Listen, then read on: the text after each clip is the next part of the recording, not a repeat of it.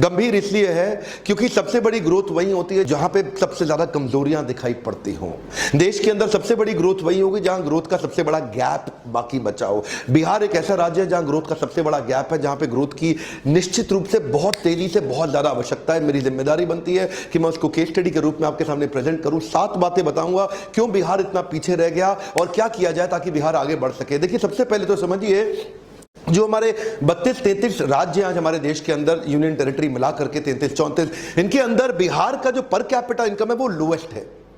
क्यों है ऐसा? 31,000 रुपए के आसपास सालाना इनकम है एक व्यक्ति की बिहार के अंदर। ऐसा क्यों है? क्या कारण है कि आज एवरेज इनकम बिहार की इतनी नीचे चली गई है?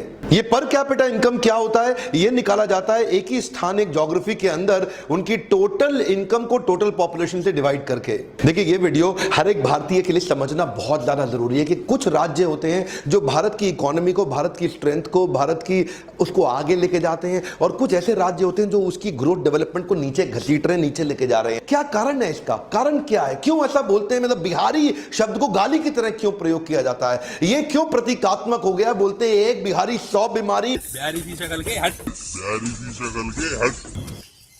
अरे, जब विदेशों की तो आप बहुत बात करते हैं आज हमारे देश में बैठ के कि जी हमारे साथ डिस्क्रिमिनेशन हो रहा है, भेदभाव हो रहा है अमेरिका यूरोप के अंदर, लेकिन अपने ही लोगों का, अपने ही साथ में, अपने ही प्रेमी पड़ोसियों का आप भेदभाव करते भी हैं, उनका मजाक भी बनाते हैं। ये कारण क्या है? पर देखिए, फ्रूट्स तब तक नहीं मिलेंगे जब तक रूट्स ठीक नहीं होंगे। आज रूट्स की बात करता हूं। इच्छा तो रहता है कि बहुत डिटेल में आपको एनालिसिस दूं, पर वीडियो लंबा होता है। मेरा पहला पॉइंट लीजिए, ज्योग्राफिकल डिसएडवांटेज। एक तो ये एक लैंड लॉक स्टेट है। लैंड लॉक स्टेट होने के कारण इसके पास एक इंटरनेशनल ज्योग्राफिक लोकेशन का एडवांटेज नहीं है, जिसको क्या बोलते हैं आप, एक या तो देखो कोस्टल रीजन में होता। अब कोस्टल रीजन के अंदर सबसे पॉपुलर स्टेट हमारे देश में गुजरात और महाराष्ट्र है, जहां से इंटरनेशनल बिजनेस बहुत तेजी से सी के थ्रू, पोर्ट्स के थ्रू, बड़े पॉपुलर पोर्ट्स हैं उनके। इसके बाद सदर्न स्टेट्स में भी है, जैसे कर्नाटका, केरला, आंध्रा, तमिलनाडु। लेकिन बिहार को पूरी तरह से लॉक कर दिया। अगर खुलता भी है इंटरनेशनल साइड में, ओपनिंग भी है, तो वो नेपाल पे है। हाँ, हम तो डूबेंगे सनम, तुम्हें भी ले डूबेंगे। अब इसके कारण ग्लोबल एक्सेस मिलता नहीं है, ट्रांसपोर्टेशन कॉस्ट बढ़ जाती है। बिहार का एक रीजन ऐसा है जहां सूखा पड़ जाता है, दूसरा रीजन ऐसा है जहां बाढ़ ज्यादा आ जाती है। अब क्योंकि इसके कारण लोगों को बिहार छोड़ के बाहर निकलना पड़ता है अपनी लाइवलीहुड के लिए। अगला पॉइंट है नो मेजर इंडस्ट्री। बिहार के अंदर कोई बड़ी इंडस्ट्री है ही नहीं।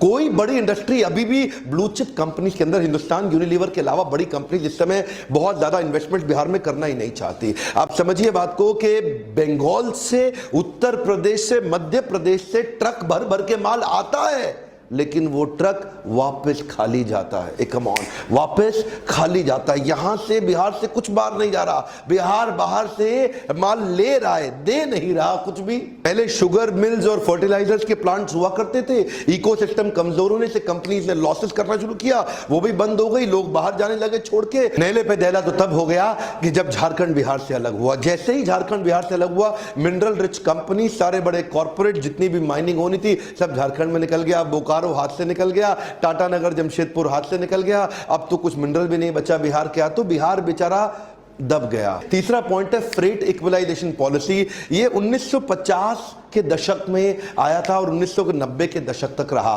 फ्रेट इक्वलाइजेशन पॉलिसी के हिसाब से, तब उस समय झारखंड बिहार जब एक ही था ना, तो जितना भी मिनरल निकलता था उसको ट्रांसपोर्ट करके अपने स्टेट में लाने के लिए सेंट्रल गवर्नमेंट ट्रांसपोर्टेशन पर सब्सिडी देती थी। तो बड़ी कंपनी, इंडस्ट्रियल लोकेशन और कोस्टल ट्रेड हब वहीं रह के अपनी कंपनी रन करते थे, वहीं अपने मैन्युफैक्चरिंग सेटअप, वहीं अपना सारा काम लगाते थे। और मिनरल उठा करके, जो मिनरल रिच प्रदेश था जिसको बोलते हैं बिहार, जब झारखंड भी एक ही था, तो यहां से मिनरल उठाया और वहीं ले गए। अरे भाई, करना क्या चाहिए था? इनको इंसेंटिव देना चाहिए था कि तुम बिहार में ही अपनी कंपनी सेट करो। पर ये क्या करते थे? इनको ट्रांसपोर्टेशन के ऊपर दे दिया इंसेंटिव कि उठाओ माल बिहार से लेके बाहर निकल लो। सब आए, माल उठाया बिहार से, उठा के लेके सब बाहर निकल गए। अब बिहार का माल लेके सब चले गए बाहर।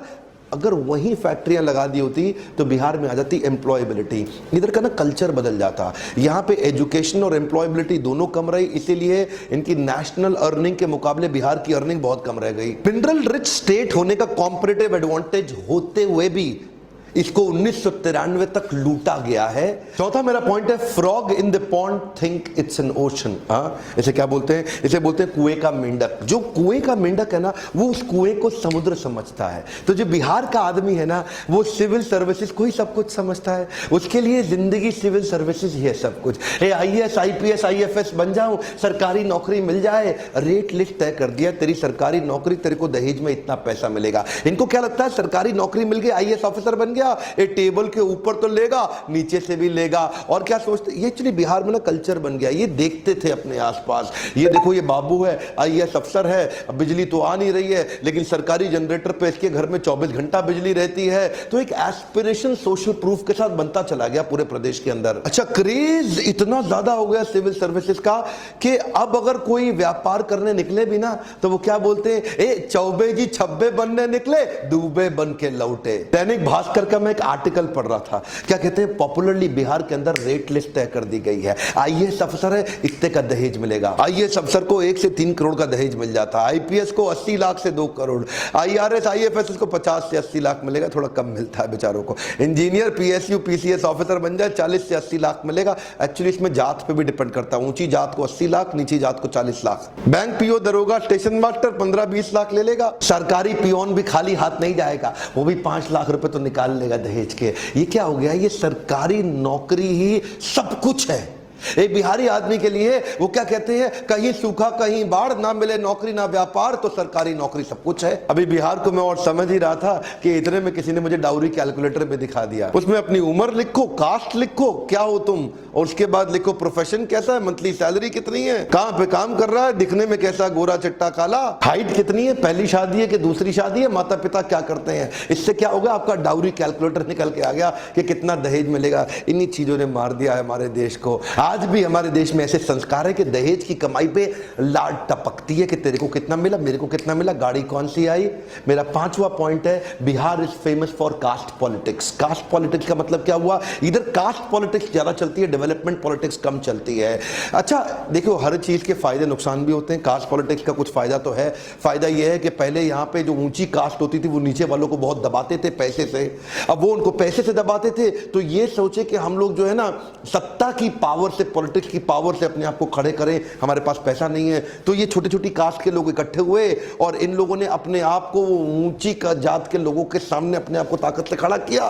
तो कुछ फायदा होता है, निश्चित रूप से होता है। पर जब 91 के बाद लिबरलाइजेशन आया ना देश के अंदर, उस समय बाकी सारे राज्य सोच रहे थे कि हमारे को इंटरनेशनल फंडिंग मिले, अपने फॉरेन इन्वेस्टमेंट्स आ जाएं, अपने लिबरलाइजेशन का फायदा उठाएं, धंधा व्यापार बड़े करें। और ये लोग कास्ट के चक्कर में फंसे रह गए। यहां पे ग्रोथ पॉलिटिक्स हुई नहीं, यहां पे डेवलपमेंट पॉलिटिक्स की बात नहीं हुई। आज मैं किसी को ठेस नहीं पहुंचाना चाहता, पर कोई डेटा बताऊंगा। ये सब कास्ट के चक्कर में बिहार एक अनस्टेबल गवर्नमेंट की तरह रह गई। 70 साल में 40 बार तो सत्ता बदली, 23 अलग अलग मुख्यमंत्री आए 70 साल के अंदर। एक मुख्यमंत्री को एवरेज 1.5 साल से ज्यादा मिला नहीं। यहां पे बात केवल जात पात की होती रह गई, डेवलपमेंट हुआ नहीं। एक्चुअली क्या सोचना चाहिए कि केवल मेरी कास्ट नहीं, अगर पूरे राज्य में खुशहाली आएगी तो फायदा सबका होगा। गोल्डन स्टेटमेंट को पकड़ लीजिए, अगर खुशहाली आएगी तो फायदा सबका होगा। जब पूरा बिहार ग्रो करेगा तभी फायदा होगा। उसको बोलते हैं इंक्लूसिव ग्रोथ। अगला पॉइंट है population growth rate and literacy growth rate. क्या मतलब हुआ इसका, यहां का जो पॉपुलेशन ग्रोथ रेट और लिटरेसी ग्रोथ रेट है, ये आपस में मिसमैच कर रहा है। लिटरेसी बढ़ नहीं रही है, फर्टिलिटी रेट सबसे ज्यादा है। फर्टिलिटी रेट का मतलब है एक मां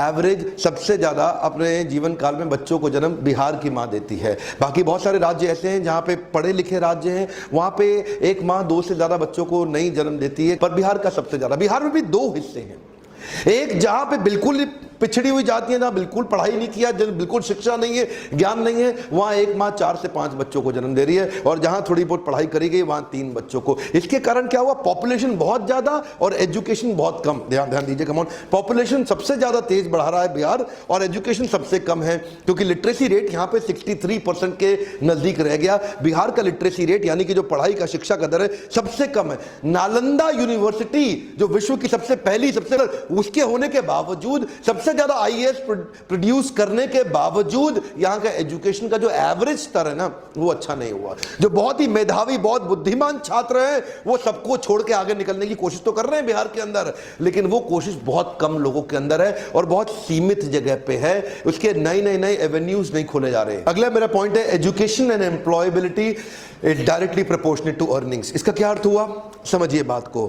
पॉपुलेशन से असर आता है एजुकेशन पे, एजुकेशन से असर आता है एम्प्लॉयबिलिटी पे। अब क्योंकि पॉपुलेशन बहुत ज्यादा है तो एजुकेशन उतनी हो नहीं पा रही है कवर, और उसके कारण एम्प्लॉयबिलिटी नहीं आ रही, क्योंकि स्किल बिल्डिंग एक्चुअल बिहार के अंदर जितनी होनी चाहिए थी वो हुई नहीं। अब थोड़े से कुछ आंकड़ों को देखते हैं इस पर कैपिटा इनकम के चार्ट को। 1950 से 51 तक बिहार का 204 रुपए था और पूरे देश का 265 था। 2013 तक बिहार बढ़ के 28,000 तक पहुंचा, लेकिन इतने में भारत बढ़ के 75,000 पे पहुंच गया। जिस स्पीड पे पर कैपिटा इनकम बिहार में बढ़ती है उससे कई गुना ज्यादा स्पीड पे ऑल इंडिया एवरेज आगे बढ़ जाती है। उनमें भी कुछ स्टेट्स हैं जो बहुत तेज आगे हैं, जैसे कि गोवा है और यूनियन टेरिटरीज में दिल्ली है। उसके बाद सिक्किम, हरियाणा, केरला, महाराष्ट्र, कर्नाटका। यहां पे एवरेज आदमी की इनकम बहुत अच्छी, लेकिन बिहार में एवरेज इनकम केवल 31,000 रुपया रह गई साल की। सिर्फ समस्या ही नहीं है, बहुत सारी अपॉर्चुनिटीज भी हैं, लेकिन यहां एजुकेशन पे फोकस और एटीट्यूड बदलाव बहुत जरूरी है बिहार के अंदर। अनिल अग्रवाल तो आप जानते ही है ना, वेदांता ग्रुप के मालिक केन्स वेदांता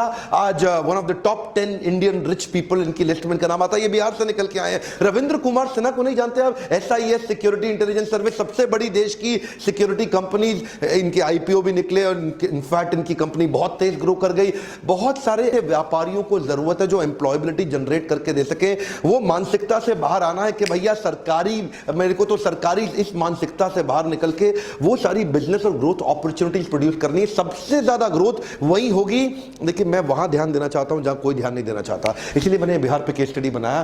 क्यों नहीं बिहार, जो पंजाब से आगे हुआ करता था एक समय पे, आज पंजाब 3 गुना ज्यादा इकोनॉमी ग्रो कर गया बिहार के मुकाबले पिछले 40-50 सालों के अंदर। क्यों हुआ ऐसा? आज एवरेज एज के मुकाबले में बिहार में यंगेस्ट पॉपुलेशन है, सबसे ज्यादा यंग पॉपुलेशन पूरे देश की आज बिहार में मानी जाती है। इतना यूथ है, सबसे ज्यादा हार्ड वर्किंग पॉपुलेशन के मामले में बिहार का नाम आता है। बिहार में बहुत सारी अपॉर्चुनिटीज और पॉसिबिलिटीज है, बहुत सारी ग्रोथ की। पहला मेरा आपको केवल ये सुझाव है, अपने होराइजन को बड़ा करें और पॉसिबिलिटीज पे फोकस करें। मैं लीडरशिप फनल ऐसे ही लोगों के लिए बनाने का प्रयास किया जिनको बिजनेस का नॉलेज अंडरस्टैंडिंग नहीं, लेकिन देखते ही देखते 6 महीने में नेक्स्ट लेवल पे जाते हैं। ऐसा नहीं कि मैं आपको कह रहा हूं कि लीडरशिप फनल ही आपके लिए सुझाव है, पर मैं इतना जरूर कहूंगा कि लर्निंग पे फोकस करिए, तभी अर्निंग बढ़ेगी। आपसे अगला प्रश्न पूछना चाहता हूं, किस और राज्य की केस स्टडी आप मुझसे चाहते हैं समझना? नीचे